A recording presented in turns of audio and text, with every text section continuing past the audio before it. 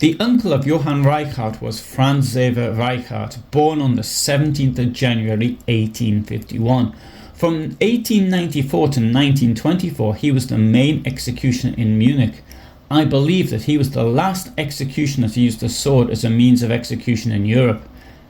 In his execution career, Franz Xaver Reichhart took part in 26 executions as an executioner's assistant and 43 times as the main executioner. This photograph shows Franz Xaver Reichhart on the right on the 2nd of May 1894. The photograph was taken in Amberg shortly before the execution of a death sentence.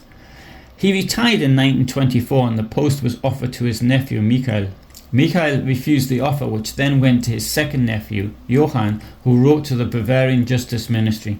Now that the previous appointee has retired, the position for Bavaria has become available and I would like to be considered for it, Reichhart wrote.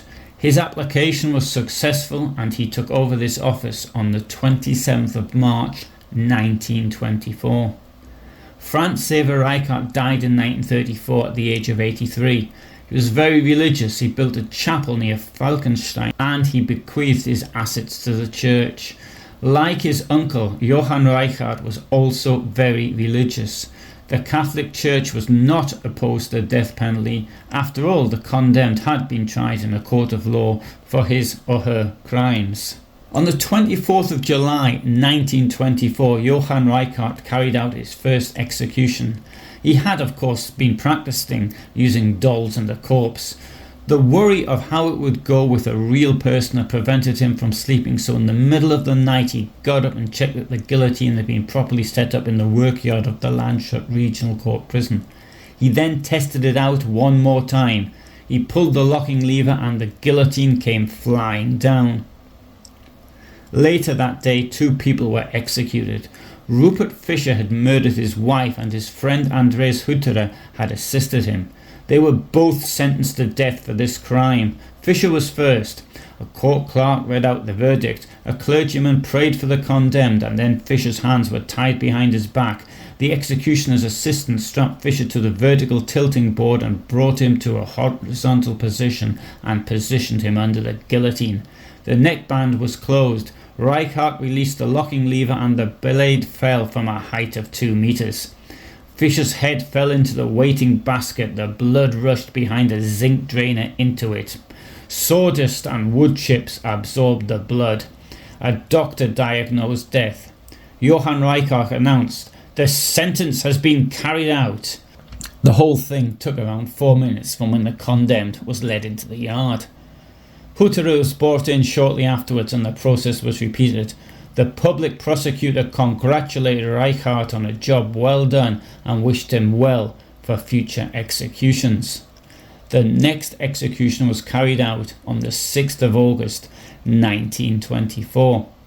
This photograph was taken in Regensburg Regional Court Prison in 1925. Johann Reichhart is in the centre. Johann Reichhart was paid 150 gold marks per execution, 10 marks per day, and a free third-class train ticket by the Bavarian Ministry of Justice. If he had to travel further afield, he was allowed to travel by express train. This was another perk of the job. He could also claim for the expense of carrying the guillotine. Being an executioner was a part-time occupation. In 30 years, Franz Xaver Reichhart had participated in 69 executions, less than 1 execution every 5 months. Therefore, the executioner needed a normal job to pay the bills. However, in Weimar Germany, the number of executions decreased. In Bavaria, there was only 1 execution in the whole of 1928. There was also a stigma attached to being an executioner. People didn't want to do business with them. Reichhart tried running a transport haulage business, but that failed in 1925. And then he tried running a drinking establishment at a railway station near Munich, but that was to fail too. It seems that he would drink too much and he'd talk to his clients about his part-time job. One client said to him that each glass of beer that he served was tainted with human blood. Other clients didn't like the stories he told of the people he'd executed. In 1928, his wife left him, taking their 3 children with her. His role as an executioner was well known, and his children were taunted by the other children at school because of it. In 1929 he wrote to the Bavarian Justice Ministry pointing out that his last execution had been in Kempten on the 20th of January 1928, and since then all murderers who had been sentenced to death had been reprieved. He asked for permission to move, there being a residency requirement for executions to live in Bavaria, but the Bavarian Justice Ministry gave him such permission to move. He moved to The Hague and was successful as an independent greengrocer. In the spring of 1931 and again in July 1932 he travelled to Munich to carry out executions in Stadelheim prison. In July 1932 several Dutch newspapers republished articles about Reichhart's part-time job, and he lost customers as a result.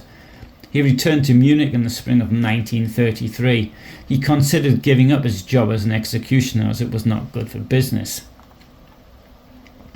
However, there was something that was very good for business.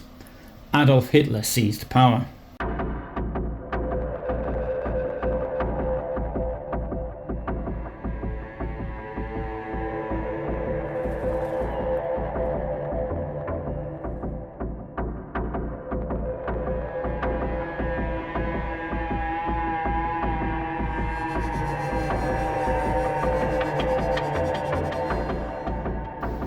Under the National Socialist regime, everything changed. Suddenly, there was a big demand for executioners.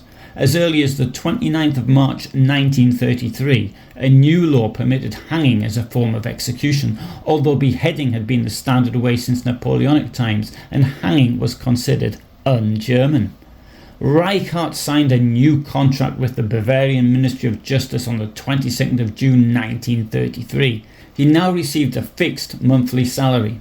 After request from the Saxon Ministry of Justice, Reichhart was granted permission to carry out executions in Saxony on the 18th of July 1933, and for this he was paid a flat rate. The guillotine and assistance were provided to him at the execution sites in Dresden and Weimar by the Free State of Saxony.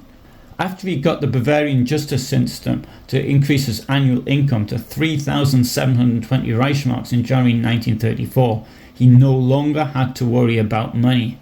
To put this in context, this was nearly twice as much as an industrial worker would earn. However, earnings would get much better for him later on.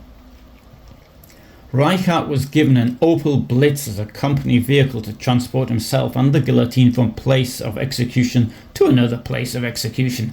When not in use, the guillotine was stored at Munich Stadelheim prison. Later he asked for permission to drive above the speed limit in order to get to executions more quickly, particularly when there were large distances between one execution site and the other. In his request he said that driving at 100 kilometers an hour gave him very little time. Permission was denied. As an aside, I'm surprised that the Opel Blitz could manage greater speeds than that, particularly on the roads of the time. In 1943 he received a fixed annual income of 3,000 Reichsmarks plus 35,790 Reichsmarks in bonuses for 764 beheadings. This was something like 10 times what an industrial worker could earn. However, the following year, 1944, there were even more executions, meaning even more money for him. This was particularly the case after the assassination attempt on Adolf Hitler on the 20th of July 1944. There were so many executions that his staff began to tire. Reichhart urged them on, telling them that they were doing important war work. However, that work was soon to come to an end, along with the war.